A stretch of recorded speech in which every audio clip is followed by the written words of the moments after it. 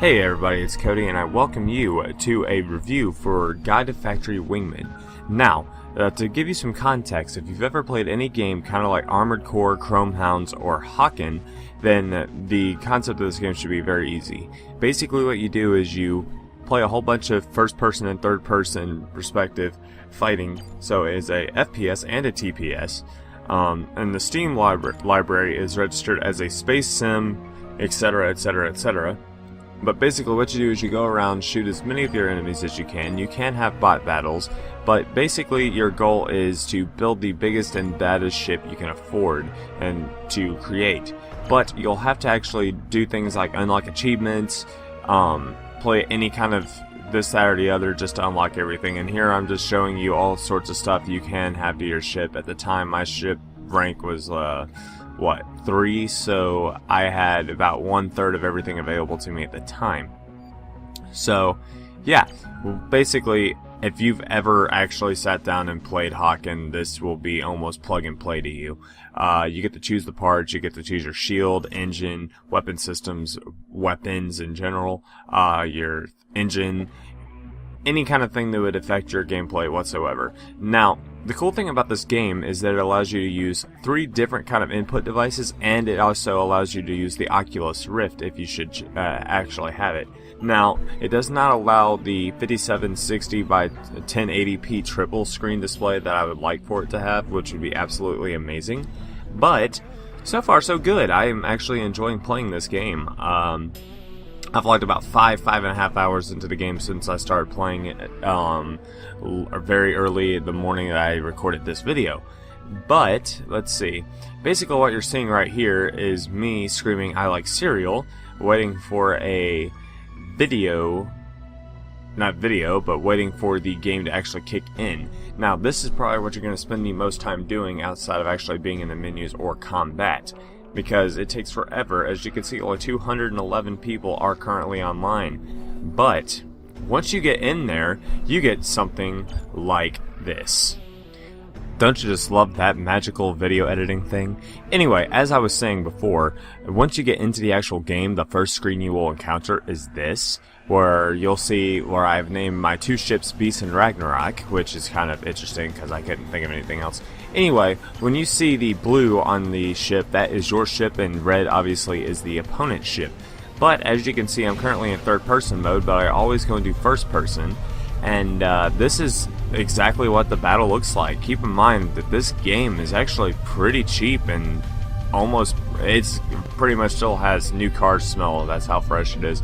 Now here I'm demonstrating how fast my actual vessel can go, but as you can tell, I'm not really doing anything all that interesting because all the enemies are all the way on that ship right there, and I don't understand why they were holding off up until I started getting shot up.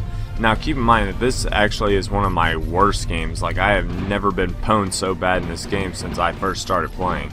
But the controls are pretty easy to learn, and you even get paid to learn how to play the game, so there's a whole lot of fun you can have. And yeah, so pretty much there is that. Now, the cool thing about the game is it actually warrants, since you do not have auto regeneration, it actually requires you to go in and dock and switch out your ship or face certain destruction, which I am probably about to receive because I don't have any energy, I don't have any kind of shielding, and I am totally boned at any point now. It's very hard for me to watch myself get killed, but okay, go ahead. Yeah, there you go. Anyway, point being behind all that is that you get to change out to different ship types even if you don't die. You get to borrow out wingmen from other players. All they have to do is say yay or nay, and just don't get yourself killed, because then that'd be a dick move, to say the very, very least. Now, what else can I say? The gameplay is actually very, very nice. The visuals are very pleasing. I mean, it's got about the same kind of graphical quality to it that Warframe would have, or Haken, being that those are both free to play. You're actually paying to get this game, but that means the quality control will be higher. You do get to have a choice in the kind of path you choose when it comes to the fighting styles and whatnot you have. I just activated one of the abilities on my Ragnarok craft. And basically the objective, outside of kill as many things as possible, is to go inside the ship and destroy its shield generators, destroy its engines, pretty much blow the thing up from the inside out. Just think Death Star, and that's kind of what I'm doing at this point. But the ship is extremely resilient in here. And yeah, exactly. Beware that you will need to learn how to do some pretty ninja-like reflex things in order to survive very long in this game, and like I said, in this one I'm not doing so hot.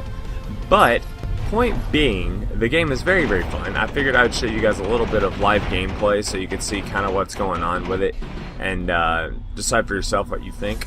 Personally, I like it. I went onto Steam and I gave it a rating of, I believe it was a 7.2 out of 10. And one of the major funks I had about it is the initial learning curve of the controls. Now, I tried with the inverted axis and all that kind of stuff, and on a keyboard and mouse that should work, but it doesn't really. Which, going back to the control inputs, you do get a choice between keyboard and mouse, a Xbox gamepad, or any kind of Microsoft compatible gamepad, so pretty much all of them, and a joystick.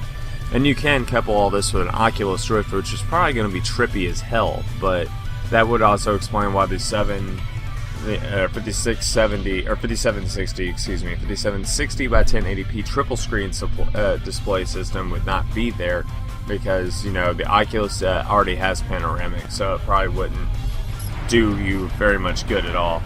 But ultimately, all those input methods can be used at the same time. So if you've got one of those fancy number pads that you can use, like one of the Logitech variety, where it gives you like 15, 16 to somewhere like upwards of like 50 extra buttons to push, it should actually still let you do that, and that'd be a lot of fun. So if you have MMO compliant stuff, it'll work just fine.